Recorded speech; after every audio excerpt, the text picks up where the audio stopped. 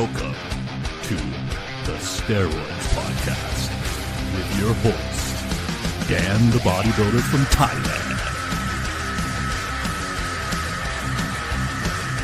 Boom! Boom! Let's get started here. The Steroids Podcast is brought to you by Ultimate Guide to Roids, 109-page ebook by Dan the Bodybuilder from Thailand. Now, for the first time in bodybuilding history, you have someone with no corporate interests and no obligation to please anyone, not walking on eggshells to not offend. Ultimate Guide to Roids gives you the information, the whole truth, not a full truth and a half truth, full truth. Ultimate Guide to Roids gives you the keys to the Lamborghini, gives you the information, and lets you decide what to do with it. It's a crime this information has been suppressed this long. Now let's get on with the podcast. Welcome back to another episode of the Steroids Podcast with your host, Dan the Bodybuilder from Thailand. It's the longest that we've ever gone between podcast episodes there, so was on a bit of a hiatus there from the podcast for a moment, but now we're back, and I'm excited to get this episode out today because there is a lot of really good questions that guys have asked. So let's start with the first one, which is from Will. Will asks, "Hey Dan, you legend. I'm 33 years old, 173 centimeters, and 174 pounds. Can you or do you recommend mixing testosterone enanthate? I am currently on a doctor-prescribed TRT dose of 180 milligrams per week, hoping to get that to 200 milligrams per week. And the type of TRT he puts that he's using is Primobolan Depot. So Primobolan Depot is a brand name of pharmaceutical-grade testosterone that is in Australia usually. So Primobolan Depot is not to be confused with Primobolan Depot, because Primobolan Depot is methanolone, the Primobolan that you all think about, that hormone, and then Primobolan is just a brand name for testosterone enanthate sold in a certain area, Australia and thereabouts. So he says, if I was thinking of doing a blast and getting my dose up to 300 to 500 milligrams per week and use both the prescribed testosterone and add an additional enanthate source that wouldn't be as pure and maybe not pharmaceutical grade, would that be okay? Would there be any consequences? So getting his dose up to 500 milligrams per week by adding some UGL gear, underground lab gear, is what it sounds like he's saying. And yeah, I don't see a problem with that. You know, you could do your TRT dose Monday, and then you could do the other dose, which would be the UGL stuff. You could do that Thursday, and that would be like 1 milliliter 2 times per week to get 500 milligrams. That's a good amount to jump up to from where you're on now. You say you're on 180 milligrams per week, and that's going good, and you're comfortable. Jumping up to 500 milligrams per week, it may seem like a big jump just because it's like a little bit more than double, but you're already on a low amount. And so when you double it like that, it's just getting you up into that super physiological testosterone levels range. And that's the range where you start getting the effects that everybody wants to get in the gym. So going up to 500 milligrams and just doing 1 milliliter, if they're both 250 milligrams per milliliter. But there's no reason why you have to only use one brand of testosterone in a cycle. I mean, you can add different types of testosterone too into one cycle. Like you could take Test-E on some days, and then you could take Sustanon on other days. Or you could take like a base of testosterone enanthate or a base of testosterone cypionate, and then use like shots of testosterone propionate on workout days. So he says, what do you think about Primotestin Depot specifically for growth? And so I think it's the same as any other high quality testosterone. As far as the testosterone goes, if it's dosed correctly and it's not a testosterone that's causing a lot of post-injection pain or inflammation, and it's using good carrier oils so that it's not causing internal inflammation in your body, and it's correctly dosed, then you're getting an equal effect from UGL gear or Primotestin or any other form of testosterone enanthate. It's like it's a comparable product in that case, and the effects are going to be very hard to distinguish. So what do I think about Primotestin Depot specifically? I think it's one of those high quality testosterones. High quality testosterones, like I said, they can be from UGLs, but they can also be, they're always from pharmaceutical grade. All pharmaceutical grade testosterone goes into that high quality testosterones category. And then there are some UGLs that have that do high quality low toxicity gear, but a lot of them are using oils or solvents or sterilants that may be inferior in quality to the pharmaceutical grade. And it's a good thing to use pharmaceutical grade where you can. Generally, like in the world,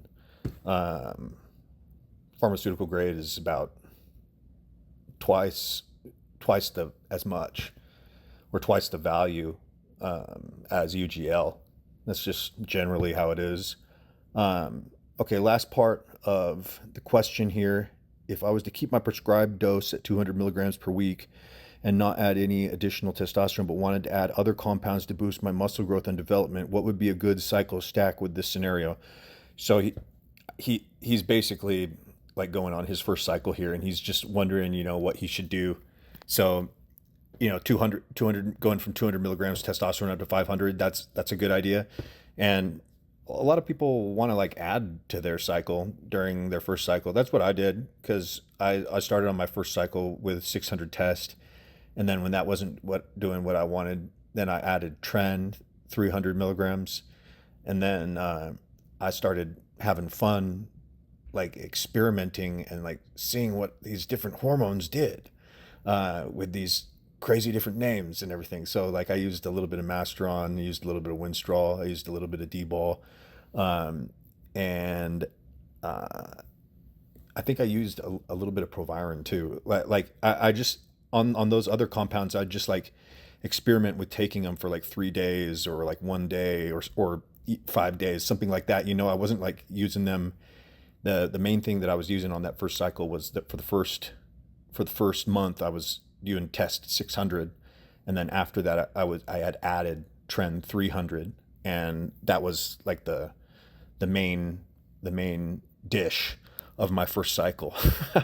And then I experimented with dabbling with some other stuff. I also like thyroid hormone I dabbled with, and clenbuterol I dabbled with too during that first cycle, and then also anti-estrogens. So there's a lot of different things going on out of nowhere, going from no cycle to boom, all this stuff. But that's how bodybuilding is. It's crazy how it's like that. But like that's one of the really wild things about bodybuilding. Okay, so like what would be a good thing to add? Winstrol or Anavar is always easy to add. They both have a cosmetic effect to the muscle, which makes the muscle look more round and sharp, and where one muscle ends, the next muscle starts. A tiered look, like steps on a staircase. Orals, pretty much most oral steroids are gonna give some kind of an effect like that, and Anavar and Winstrol are really good for that. Winstrol is stronger for that. And both of them grow muscle really good. Winstrol is stronger at growing muscle. both of them have slight fat burning effects. Winstrol has stronger fat burning effects, and both of them have strength promoting effects, and those are probably about equal strength promoting effects. Definitely Winstrol is a stronger hormone. It packs more of a punch, and some people say like, oh, this is just for cutting or something like that, and that's not accurate. It's definitely more in the category of trenbolone, where this is like a body recomposition hormone, and it has very strong strength promoting effects, and it fills up the muscles. You're going to gain a few pounds when you start Winstrol. During the first week, you're going to gain something like 3 to 5, maybe even 7 pounds, because your body's going to take in extra fuel storage into your muscles, and so you're going to look bigger after that first week too. That's the cosmetic effect of steroids happening right there. So Winstrol is at 50 milligrams, it's strong, and then at 100 milligrams, it's very strong. And Anavar is moderate or mild, and 50 milligrams is like a good dose to definitely feel it. And then if you go up to 80 or 100 milligrams, then it's more like in your face, where you might be getting a very characteristic side effect, like in your hands and in your feet. The muscles like of your fingers will have a stinging pain when you use them, or the muscles in your feet, same thing, will have like a stinging pain when they're used. And it's not even a pump. It's just a characteristic stinging pain in the finger muscles when they're used while on high doses of Anavar. And then I've talked about this before, something like Winnie foot or something like that, like, which is funny because you can get, it's more of like a pump feeling rather than so much of a distinct stinging, although it can sting as well. But when you're walking, like, the muscles in your foot can get swollen and get a pump, and then it can be difficult to continue walking. So at the higher end of those dosage ranges that I was talking about, like 100 milligrams per day, you're going to be experiencing those effects. And then at either of those, at 50 milligrams, it's not as much. Another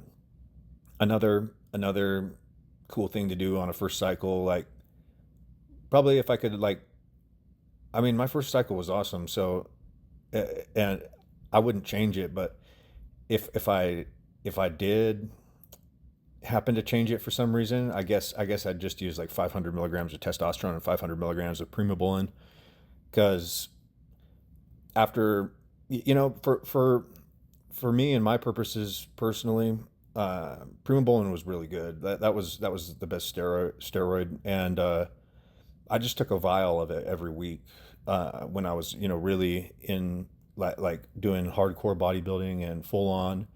I just took a vial of Primobolan every week, 10 milliliter vial, and I took testosterone and everything too, but like that one like really worked good for me. So, if I could do like a first cycle now, maybe I'd do like 500 test, 500 Primobolan or something like that for like 8 weeks, and then maybe do like another 8 weeks with higher dosages, and probably like adding like 100 milligrams a day Winstrol or something like that.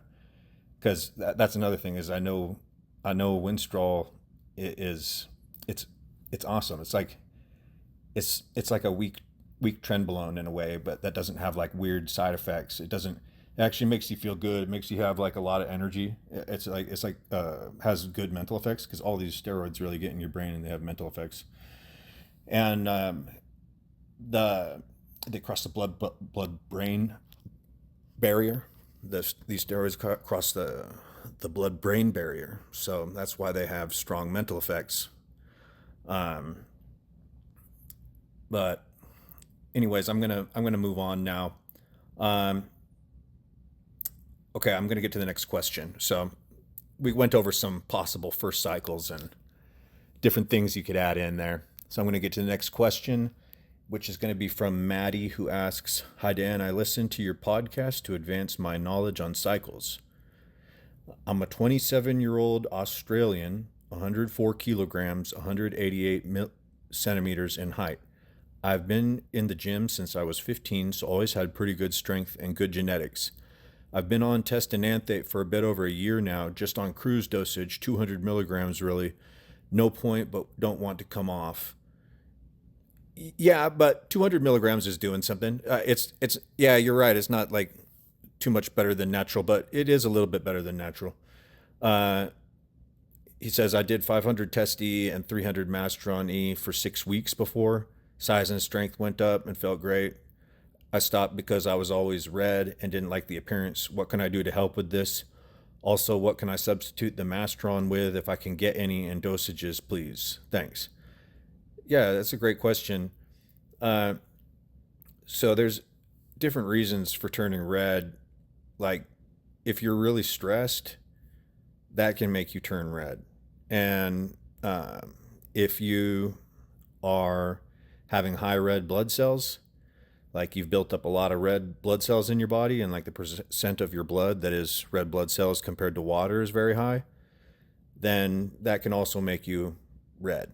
And then also high blood pressure can make you red. So there's a few different things, and so it's got to be one of those things where it's chronic. If you're just real red for a couple days, that might just be because you're really stressed.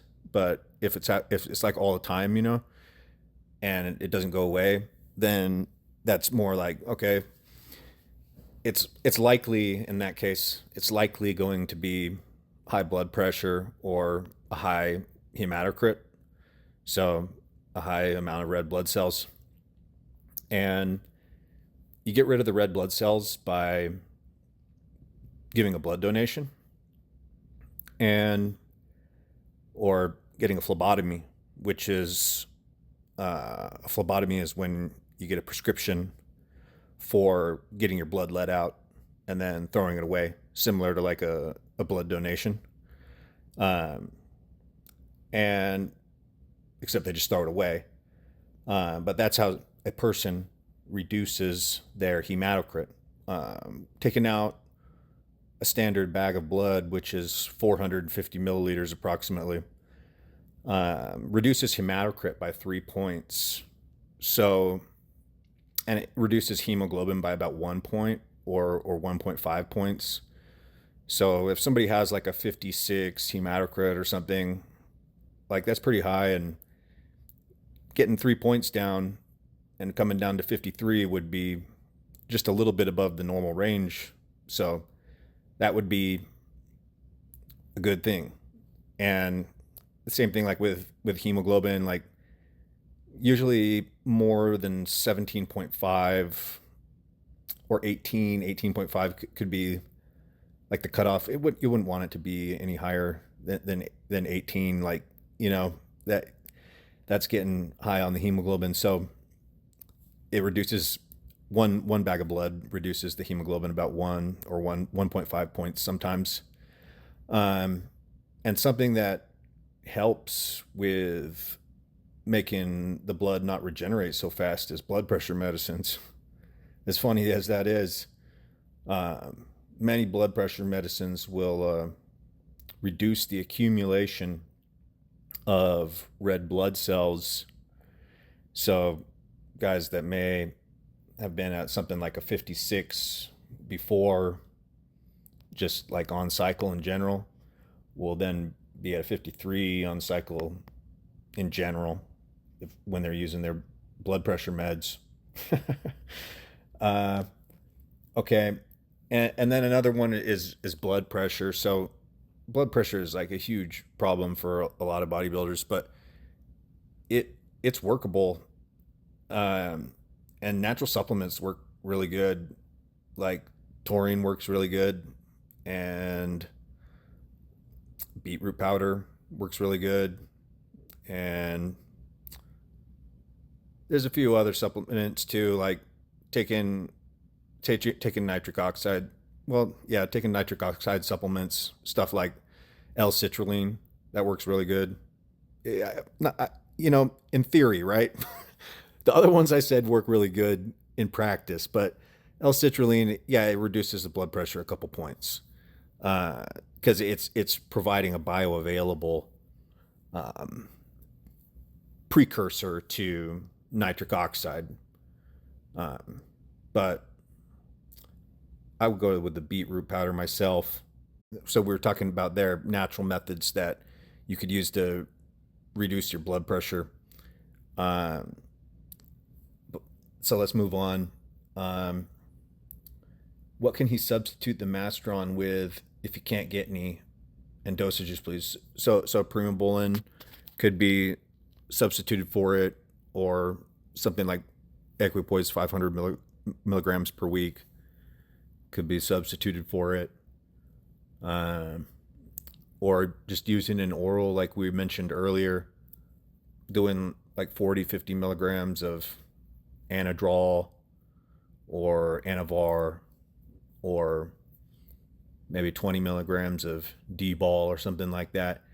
I can tell you're just looking for like mild cycles that aren't going to cause you a lot of side effects, but it's just going to get you some gains.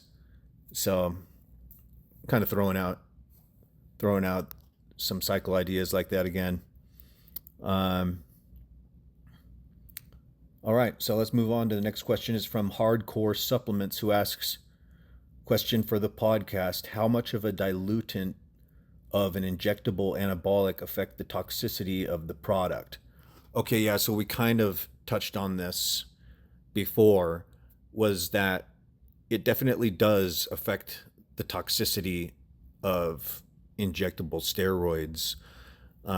What the inactive ingredients or the secondary ingredients are, ingredients other than the testosterone. So the quality of the oil, the sterility of that oil, how clean it is, and then the amount of sterilants that need to be used in the vial. Because depending on how clean, like a lab, for example, or a medical factory is going to have a very clean room, and they're not going to have to use high amounts of sterilants to keep everything sterile.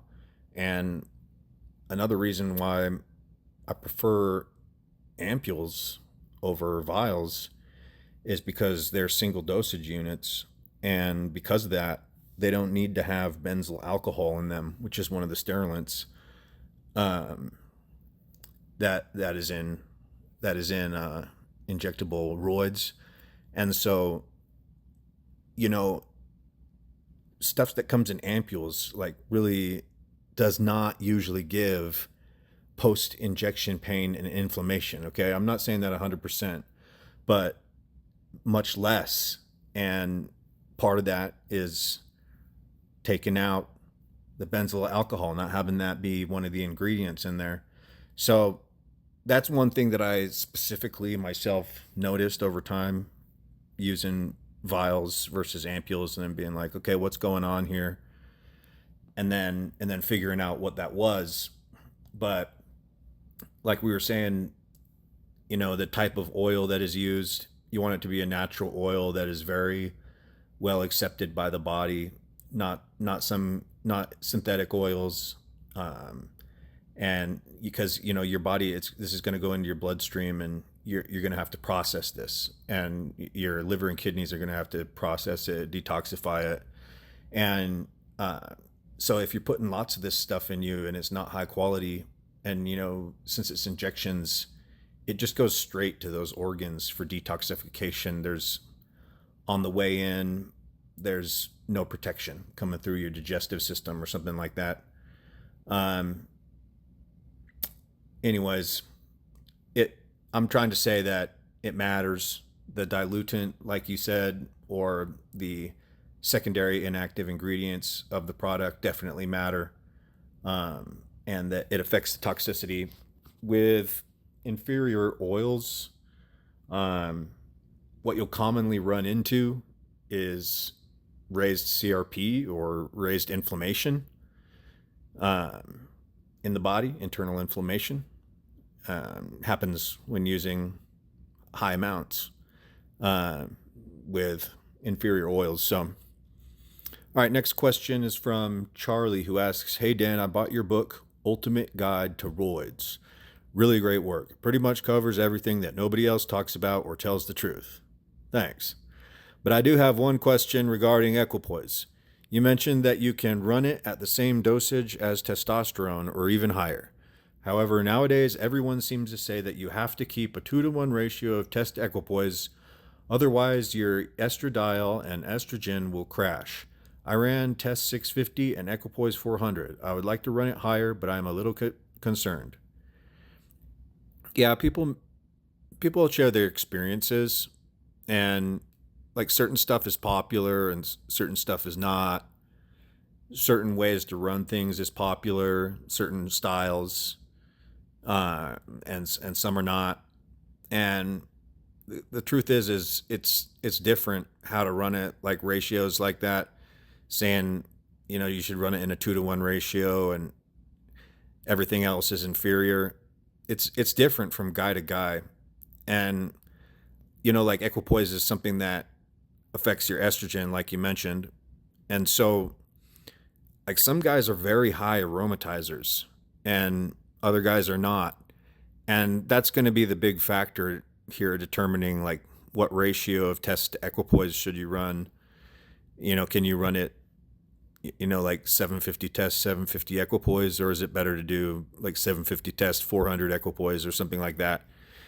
I will tell you that for young guys that are getting a lot of intolerable side effects, I've found that testing Equipoise in a 1-to-1 ratio is really good for those guys. And like if they're just getting like the kind of steroid side effects that you would see on the news or something like that, if they're having results like that and you've tried to, they've done a few different cycles, and then usually going to test Equipoise like 500 milligrams, something like that, like that'll do a pretty good job of just helping them be able to like run a cycle without it being a nightmare.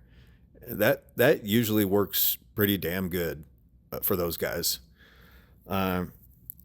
So I'm just trying to make a point here that while some guys, especially guys with, that don't make a lot of estrogen, because some guys don't need to use AI when they're using 1,000 or more milligrams of testosterone per week, and they're fine without it. They don't get estrogen side effects, or at least they're not significant enough for them to feel the need to do something about it. And these guys, they're not going to be doing well using the high doses of Equipoise. Like I've talked about this before, it's very variable how much estrogen someone produces from guy to guy.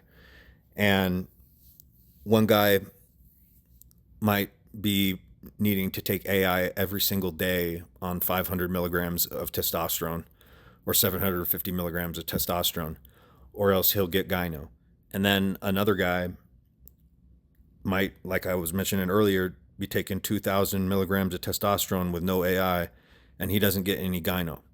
So this is like you already experimented. You said you ran 650 test and you ran 400 Equipoise, and you said that went good. So you're going to go a little bit higher now is what you were saying. And yeah, you should just go for it, because you're going to have to experiment with these things personally, because there's nobody that can find this out except for you from trial and error with your own body.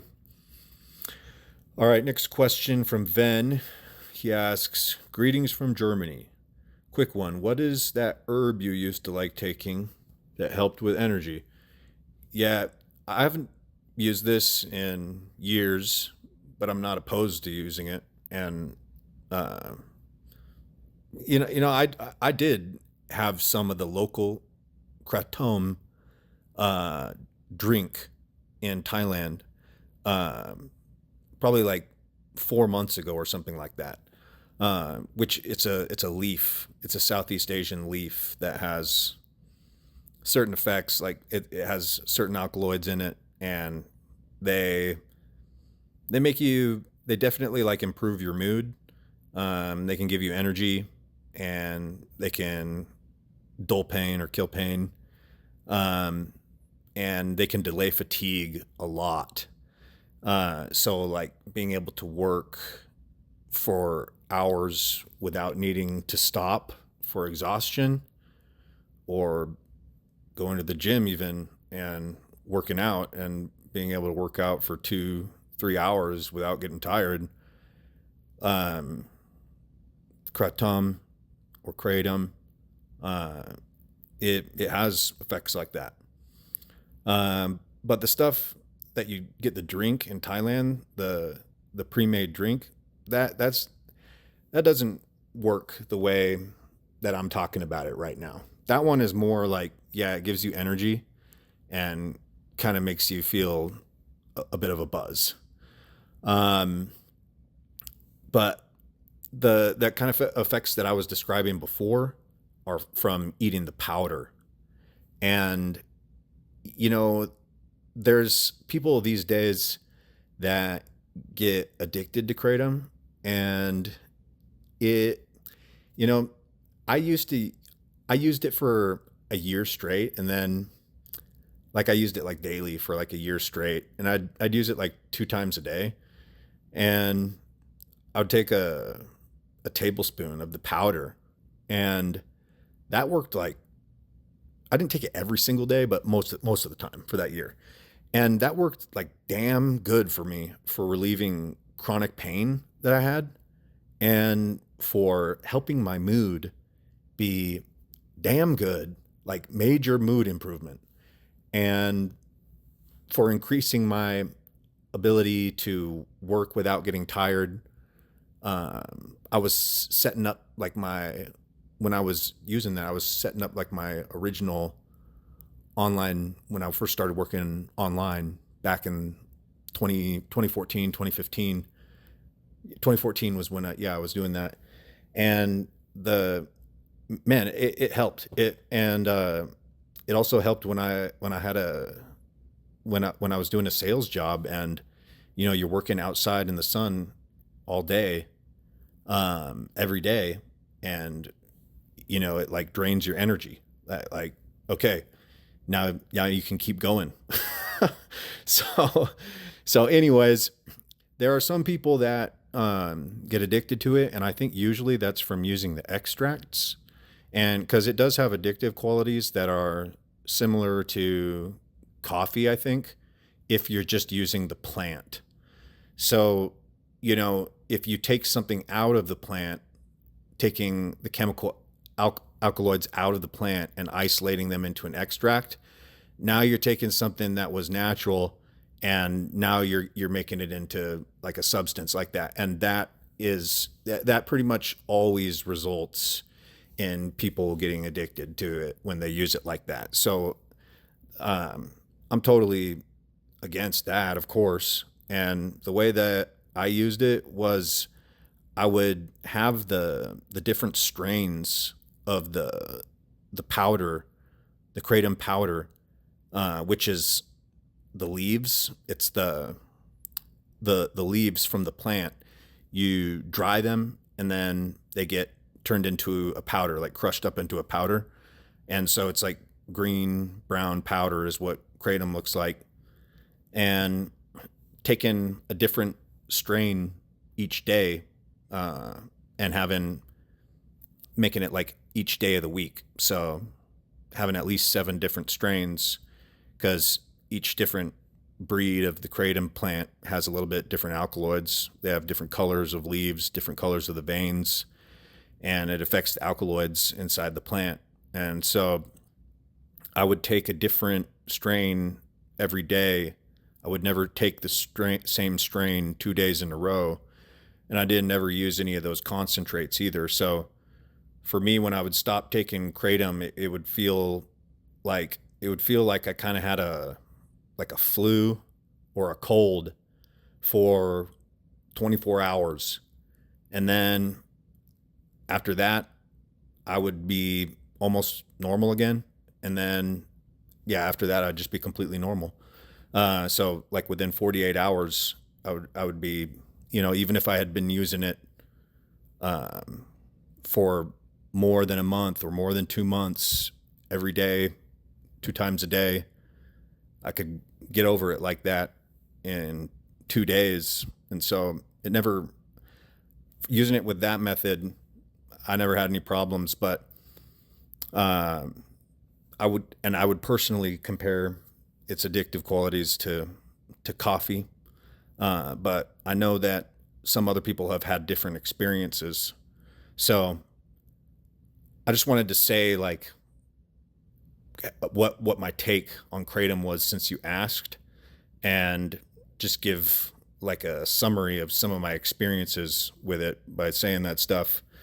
And I just also wanted to say that I do know that there are definitely people that have problems these days with Kratom addiction, but that I usually think that is from the extracts. Like I said, the way that I was using it, never had a problem.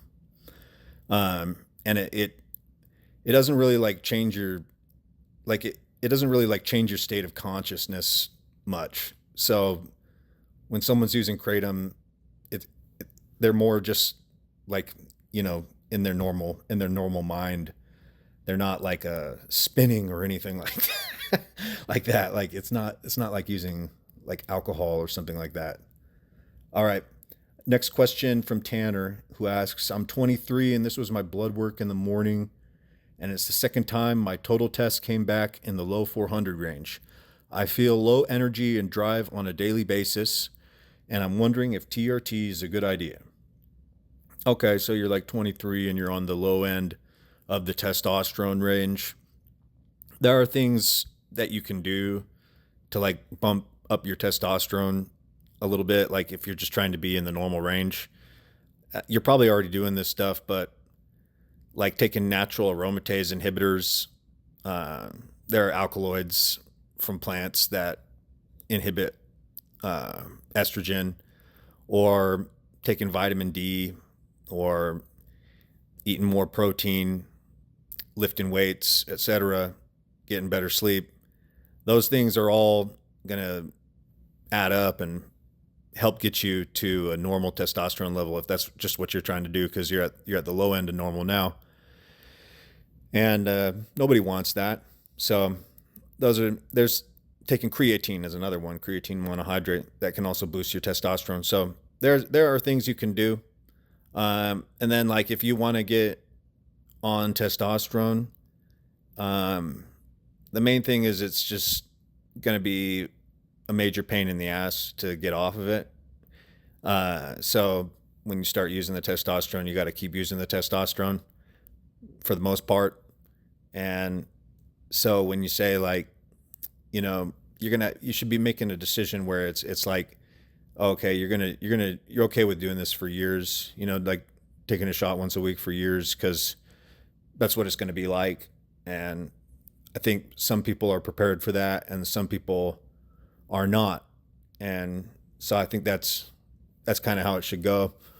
Although if you took HCG the whole time, I mean, you could stop anytime during the first year or something like that and just, be back up and running within a month or 3, be just like before. So there are ways around it, but it really just comes up to a personal decision. 23 years old. I think I was 24 when I started, and some people start later than that. Some people start earlier than that. And, my opinion is that as long as you're an adult, it's up to you. I'm not thinking like, oh, everybody's got to start at the same age as me or something like that. I wanted to take steroids since I was like 17 years old. Because they're interesting and they were cool. And they were, I thought like these are really mysterious substances and I'm interested in these. And, like pro hormones that were sold in the stores, or like on like bodybuilding.com, like, they sold pro hormones back then. And other supplement places, other supplement stores too. But, yeah, it would just be fun to look at the pro hormones and maybe read forum posts about how people's pro hormone cycles were going, which usually never came with pictures. And it would just be, talking posts, talking about cycles and stuff with pro hormones, but it was exciting. And that was the thing was reading this stuff. You would start having like fantasies about the bodybuilder you could be or I guess I would be having the fantasies about the bodybuilder I could be if I could take some of this Epistane or take some of this Superdraw, which that was what was available back then. Superdraw from the supplement store.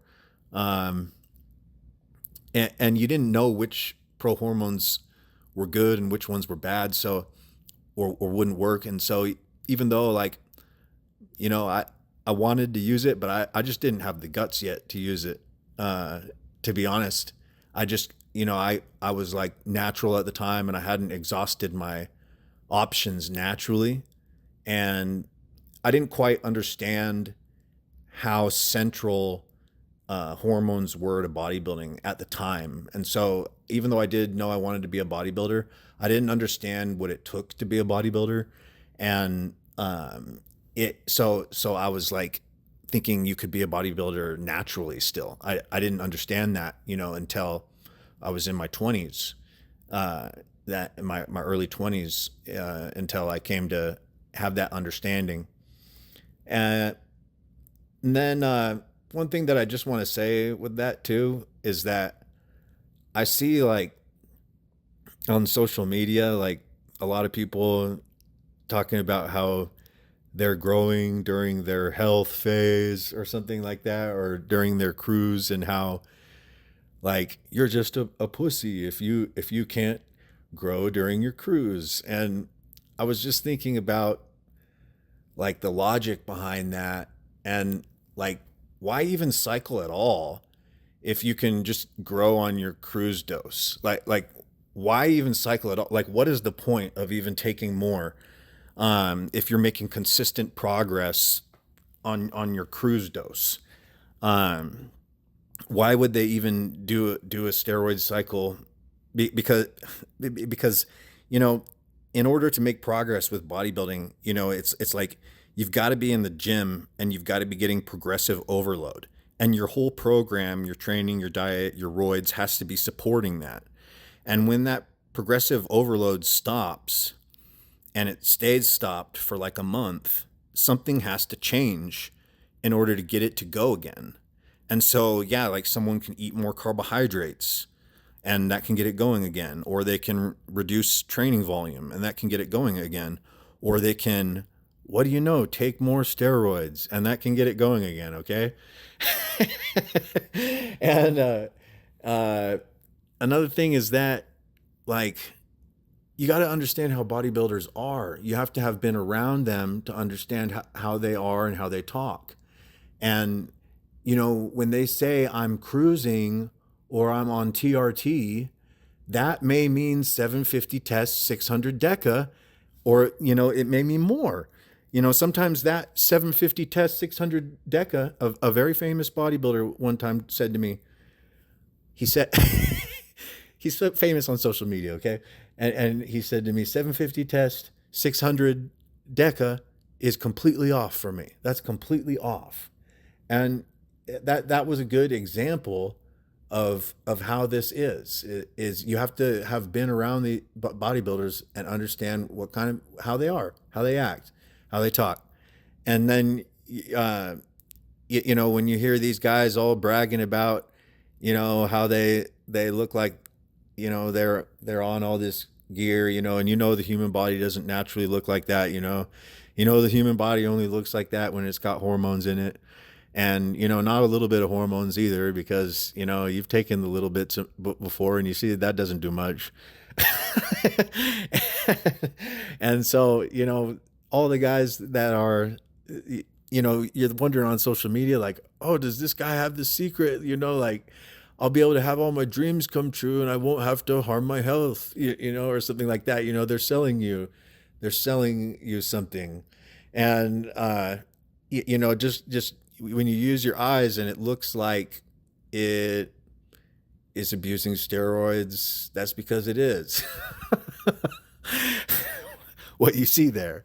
And that's no one likes that. No one likes it that bodybuilding is totally dependent on the stuff you are taking.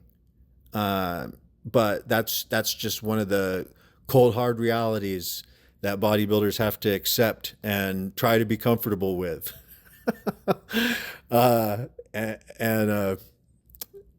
So a lot of people are in denial.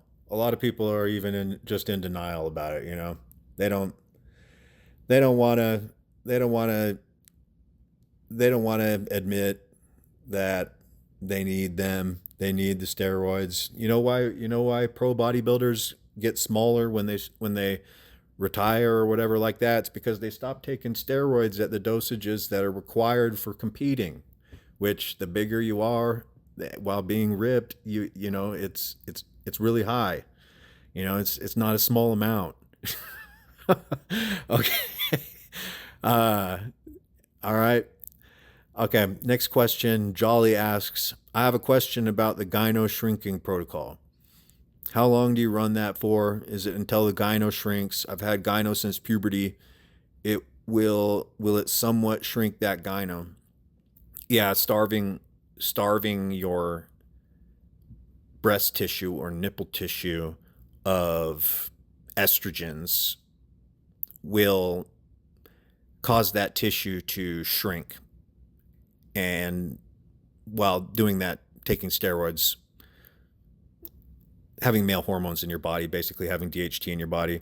I wanted to give an example that we see with females that use steroids. We see them directly attacking the breast. We see the breasts have a melting effect on females that use anabolic steroids. And, Masteron was a breast cancer drug before Nolvadex, before Arimidex, before exemestane for hormone-sensitive breast cancers. And, mast means chest. So Masteron, it's a breast cancer steroid. It's a DHT. It's meant for blocking the estrogen receptors that the hormone-sensitive breast cancer needs to survive. And so then you see with women that use steroids that it has a shrinking effect on the breast. And so that helps okay, like these can affect that area and affect the tissue in that area. So if you completely starve the tissue in that area of what it needs to survive, and that tissue is hormone sensitive, it will shrink. It will reduce in size. So this is easier to do off cycle. It's easier to do it off cycle than it is to do it on cycle, because just having low hormone levels in general makes this easier to manage and seems to make it more effective. But completely blocking the estrogen receptor, and the best one for that is Nolvadex. Completely blocking the estrogen receptor, because the Nolvadex is a selective estrogen receptor modulator, so it seeks out the tissue it doesn't actively seek it like it's alive, but the mechanism of how it finds and attaches there to the nipple tissue might as well be that it seeks it out, because that's where it has the very, very high affinity for, and it gets there and it blocks the estrogen receptors in the nipples. And then if you reduce your total body estrogen levels very low, and you can do things too, like reducing prolactin levels very low, So using stuff like Arimidex, Exemestane, Cabergoline, or Pramipexole, or Letrozole, you can shrink this stuff down. And it happens fast. It's wherever it's at now has the ability to go down in a couple weeks and to get a shrinking effect there on whatever tissue's there. So yeah, if you have puberty gyno, that's probably very, very set in. And, you know, the more that it's set in, the longer it's been there, the harder it is to shrink it, is the general rule. But can it be shrunk? Yeah, it can be shrunk to some degree. Okay, Keith asks, hey, Dan, I have a question. All right. And I'm hoping you could help me out. So I recently got into my childhood sport of motocross. I race dirt bikes as fast as I can for about 45 minutes. I used to run cycles for size and strength. I was wondering, what can I take to help me out and give me an edge? It's tricky because while riding, I need cardio, muscle endurance, and strength, but I cannot get pumped or I can't hang on to the bike anymore and it becomes very dangerous. I just want to not fatigue or get pumped. Thank you very much. And thanks for all the information. Okay, yeah. So this goes into athletics, PED use. And we talk about this sometimes, how for athletics, it's definitely different than bodybuilding because these guys, I'm talking about athletes in general here. The athletics, the skills that they have, and how their body functions in space are the most important qualities, and size and strength are not the number one qualities. And so like speed, quickness, other things like that are. And so if you use bodybuilder type doses of steroids, you're going to be getting pumps and cramping in your muscles. And when your muscles get a muscle pump, the muscle is pooling there, or the blood is pooling there in the muscle, and the muscle is not going to be able to stretch and contract as efficiently as it needs to. It's going to be somewhat blocked up in there to some degree, depending on how much the pump is. So athletes can't be using high dosages of steroids while they're competing. If they did that, the only time they could do that would be in an off season when they were not under those demands of competing.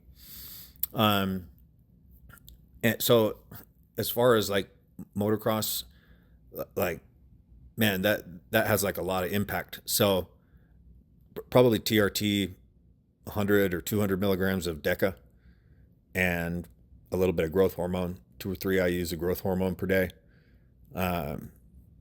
would give you the best recovery, the best joint lubrication, some extra water and fluid in the joints.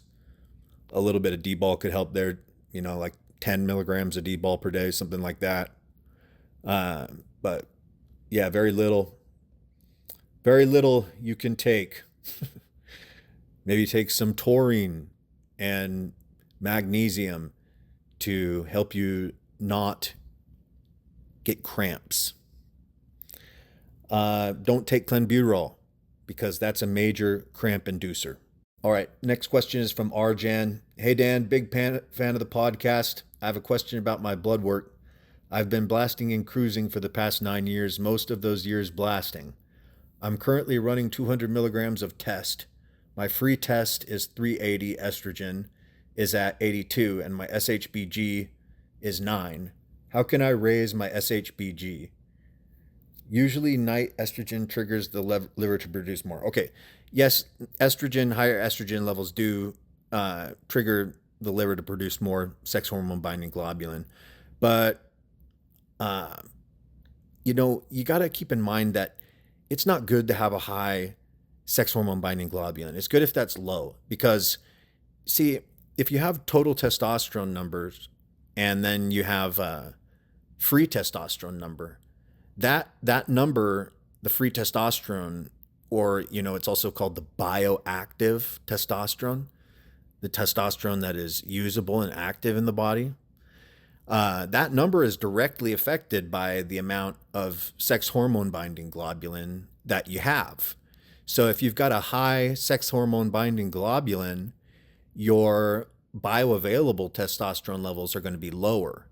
And if you've got a low sex hormone binding globulin, your bioavailable free testosterone levels are going to be much higher. So it's going to have a direct effect on that ratio. So, don't be trying to get your SHBG too high. It's good to keep it on the low end of the spectrum. Okay, Laugh asks, how safe is skin and how well does it work? Slin, he means insulin, at low dose, and what would you consider low dose, bro? So it's not safe, and that's why it's when somebody starts using insulin with their bodybuilding, they're increasing the risk that the activity that they're participating in, they're increasing what the risk is for like worst possible scenarios significantly in comparison to if they were just using the steroids. Because insulin is usually used around workouts too by bodybuilders. And so these are times where insulin sensitivity is very high and glucose demand might be very high. And, you might have, somebody might take the wrong dose of insulin on accident, or they might have the wrong amount of carbs to cover that insulin. Whatever the case may be, a mistake may happen. And when a mistake happens with this stuff, the person starts losing their consciousness and their ability to use their muscles. So like numbness in the limbs or in the mouth, and then not being able to use the muscles anymore as the hypoglycemia progresses, tunnel vision, excessive, like a lot of sweating, but focus just in front of you. All symptoms of hypoglycemia when it's getting severe, and that can be very dangerous, up to the point of coma and death. So that's why I'm saying when someone adds insulin to their bodybuilding protocol, injectable insulin, they're increasing, what is the worst case scenario that could happen here? It's going up significantly. So yeah, for the guys that use that, they've got to be very, very careful with what they're doing. Now, is it effective for bodybuilding? Yes, it is effective for bodybuilding. So the reason why is because insulin is what makes you absorb. And so since it makes your cells open and absorb, it's like, you put nutrition in your bloodstream, but then if insulin goes in behind that nutrition, then it directly shoves whatever is in the bloodstream, that nutrition, into the muscle cells. And so that's why it's so powerful. And people use it to be able to overstuff the muscles during sensitive times. During sensitive times where the muscles are extra sensitive to nutrients, carbohydrates, they will add the insulin at those times. And then that makes it so the muscle can be like overfilled with the nutrients in the muscle cells, and from the insulin being the key that unlocks them and allows them to absorb or forces them to absorb. So it makes people bigger, and it makes people bigger fast. And there's like a cosmetic effect to using it, where if someone's going from not using it to using it, those first couple weeks, first week, the first day, they're going to start noticing a cosmetic effect where they're bigger and they're more rounder and they've swollen up. It's like the cosmetic effect when somebody starts taking growth hormone for a first time. You add 10 pounds of water, but all that water goes in your muscles. So your muscles are 10 pounds bigger. after the first week of taking growth hormone. Or when you start taking other steroids, testosterone can do it, but like if you start taking Tren or you start taking Winstrol, something like, or Anadrol, D-ball, something like that, you're going to notice within a week you look different. And so insulin is another one of these things in bodybuilding where that happens.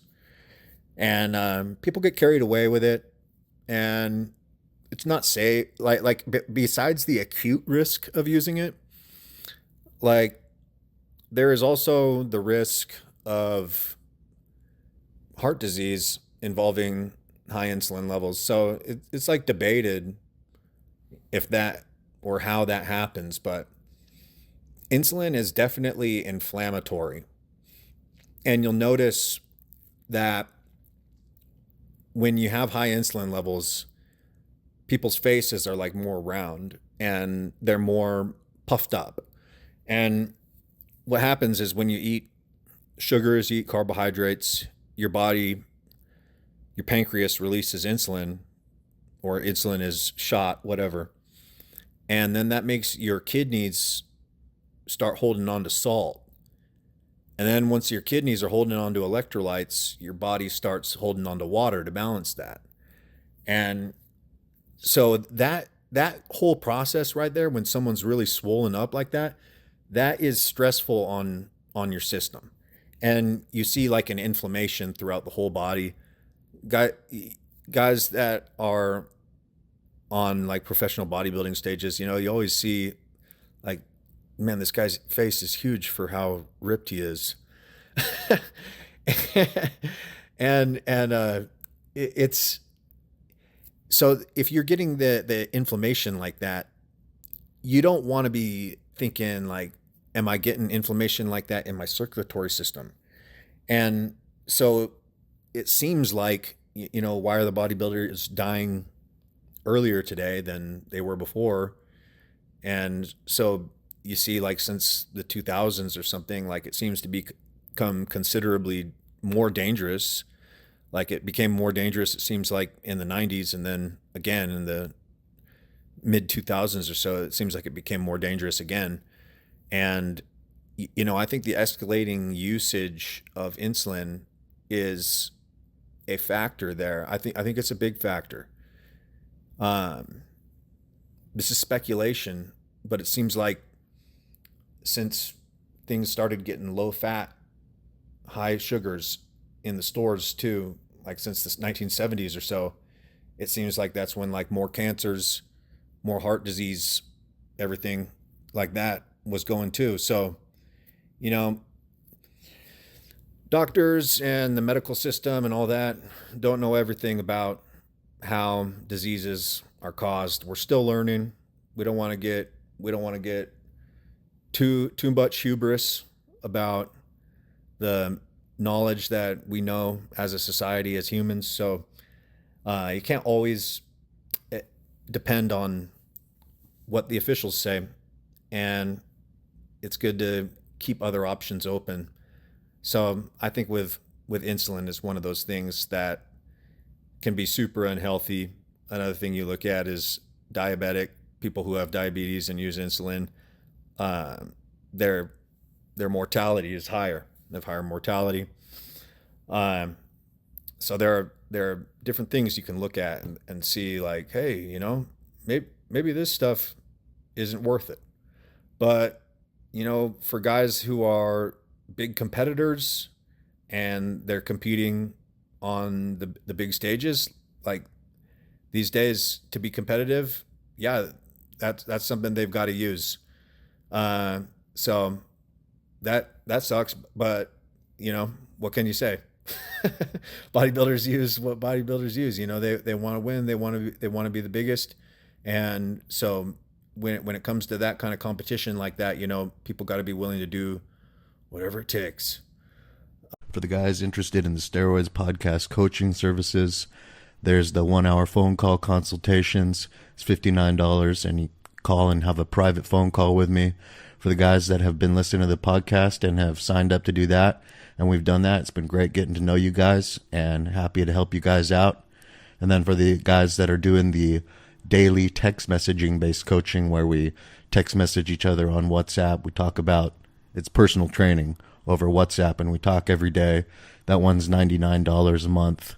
And then we get that daily contact between you and me. It's not just talking about only your cycle and taking care of side effects and keeping your gains going and stuff like that, but we also do training and diet together. So it's the full comprehensive service.